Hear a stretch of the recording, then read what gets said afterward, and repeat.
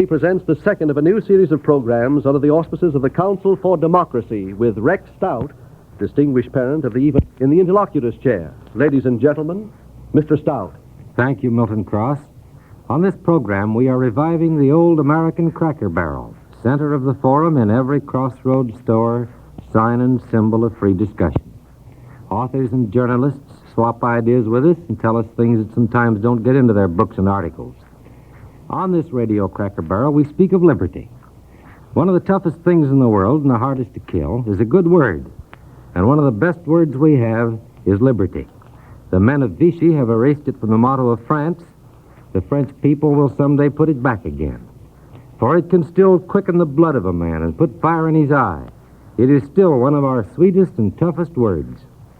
We speak of it, liberty, on this program because our country is now confronted by a danger which requires a quickening of our blood and a fire in our eyes. And it is a double danger. There is the physical threat of the tank and bomb and torpedo, and the psychological threat of propaganda, both native and imported. It is of the latter, propaganda, that we shall talk this evening. And by good fortune, we have with us a guest who can speak with authority, Mr. Edmund Taylor, author of The Strategy of Terror, newspaper man and special correspondent who has been all over Europe during wars and revolutions. Any nation under conditions of war uses propaganda, the type employed depending naturally on the temperament, talent, and character of each nation concerned. Mr. Taylor has made a special study of the devices used by the Germans in the present war, so we are asking him tonight to discuss them. Mr. Taylor, will you tell us something of the propaganda you've seen in operation overseas? Gladly, Mr. Stout. But first, if I may make a personal remark, I'd like to mention something that I meant to tell you before we went on the air. Your face is dirty. Well, what? You're crazy. I washed my hands and face less than an hour ago. Oh, your hands are all right, but your face is very dirty. I don't believe it. I looked in the mirror in the washroom. Maybe you did, but I'm looking straight at you now, and frankly, you're a sight. You must have been eating mud pies. Dirty is putting it mildly. Well, for Mr. Cross, is there a mirror around here anywhere? I don't know, but I'll try to find one. Anybody got a mirror? Don't bother, Mr. Cross. Propaganda, Stout. What do you mean, propaganda? I mean, that was it, and it worked. You notice I didn't say your hands were dirty or that you had lost a button from your coat. One glance would have shown you that I was lying, but you can't glance at your face. You knew very well your face wasn't dirty, but in 10 seconds I had you yelling for a mirror. In the same way, defeat us in this country, for instance, inject the poison of doubt into us.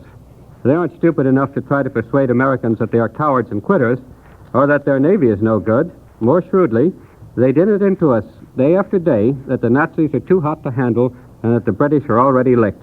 That is no more true than my statement that your face was dirty, but you began yelling for a mirror. After this, I'll carry my own mirror.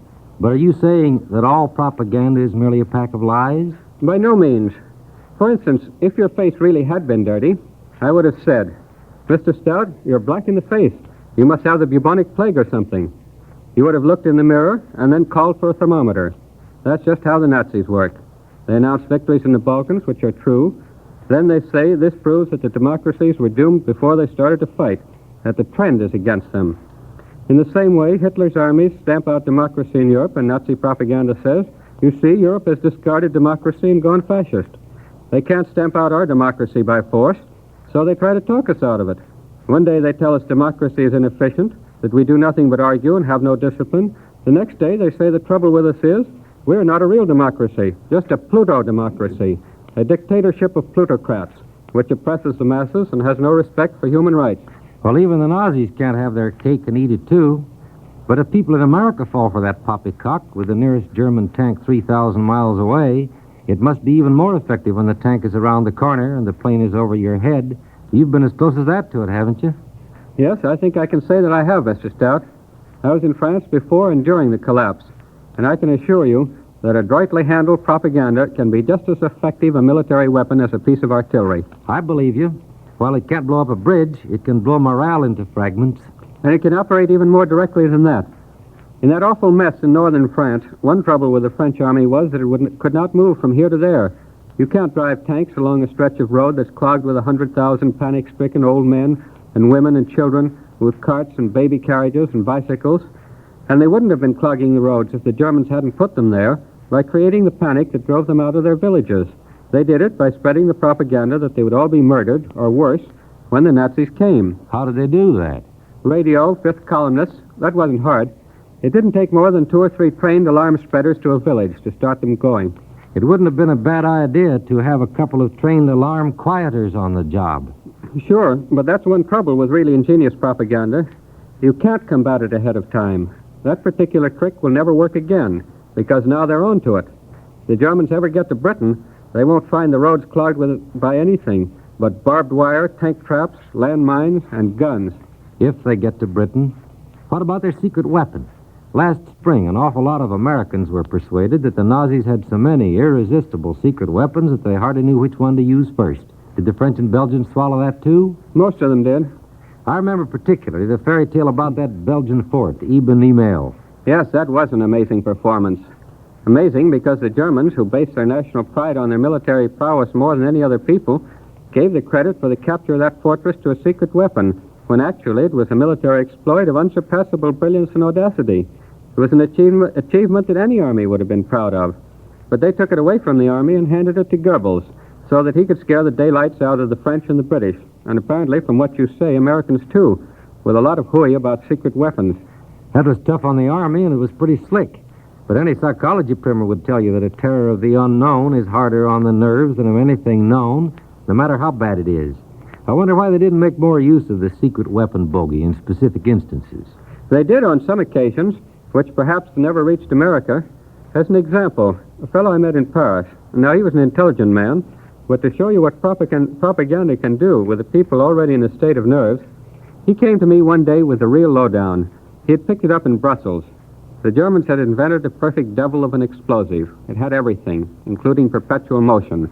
It began exploding and kept right on exploding, without ever stopping, bang after bang. But, and here this intelligent fellow's face brightened a little bit, they couldn't use it. Why not? Because they were afraid that they wouldn't be able to stop it. It would go right on around the world and come to Germany and destroy them, too.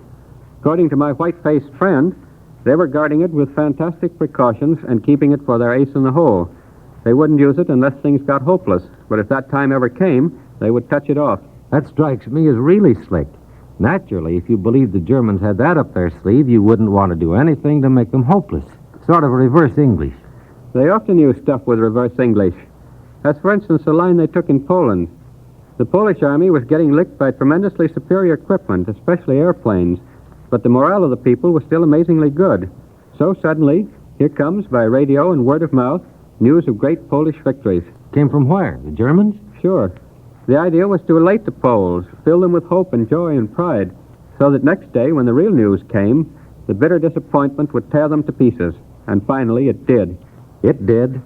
But now how do they work it when they're dealing with neutrals? You've probably run into a good deal of it yourself. Well, here's a sample. In Madrid last summer, a Nazi official very blandly invited an American correspondent I know to have lunch with him at Simpson's restaurant in London 3 months later. And didn't German firms in Mexico and South America take orders last spring for fall delivery of goods from Germany and even post cash bonds to guarantee performance of the contract? Yes, it must have cost them a lot of money, but they charged it off as contact or advertising. It's all part of the legend of invincibility that they've been trying to build up. Of course, this legend of invincibility isn't so convincing if you've lived in Europe a good bit.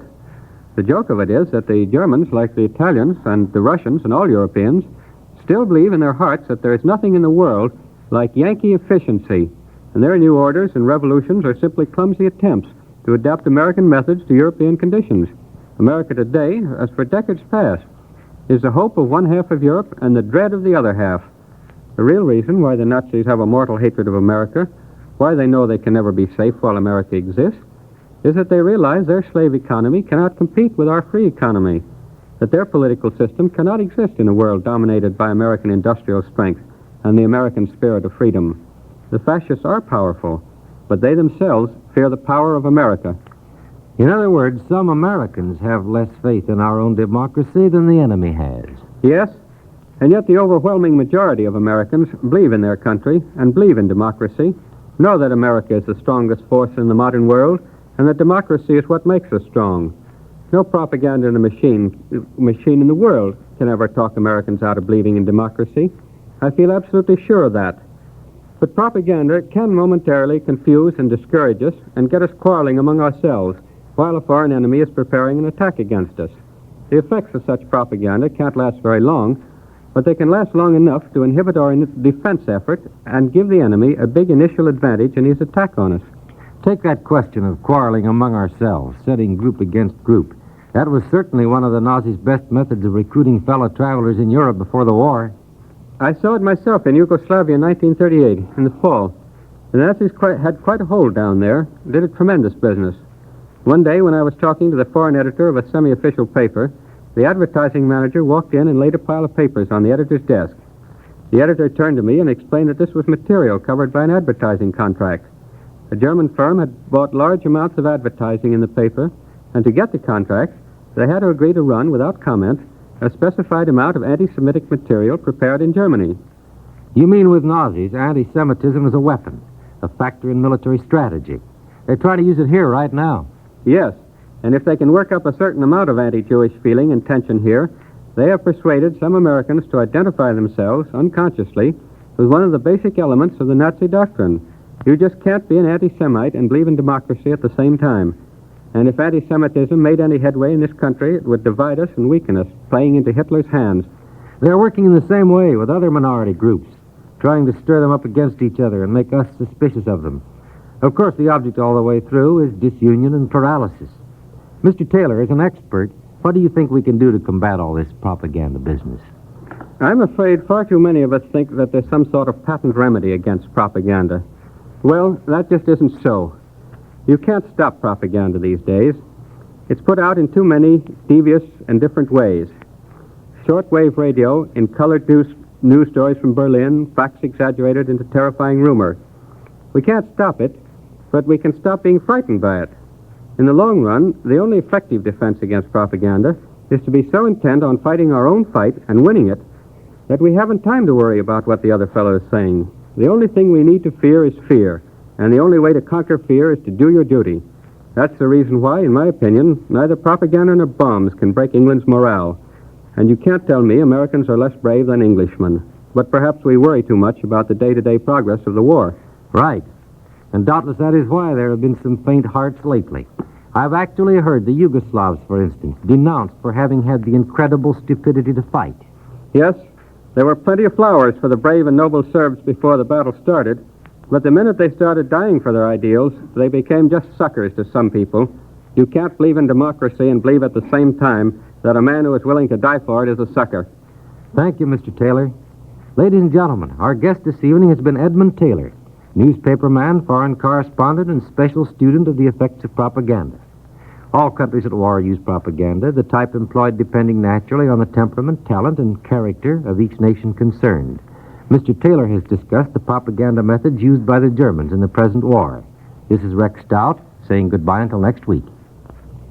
You have just heard the second of a new series of programs entitled Speaking of Liberty, brought to you each Thursday evening at this time by the National Broadcasting Company in cooperation with the Council for Democracy, a national organization dedicated to the propagation of an American faith in democracy. Next week, Rex Stout will bring Clifton Fadiman to the microphone. A copy of the script of this broadcast will be mailed free to anyone requesting it. Please address your letter or card to the Council for Democracy, 285 Madison Avenue, New York City. Speaking of Liberty has been presented as a public service by NBC and the independent radio stations associated with the Red Network of the National Broadcasting Company.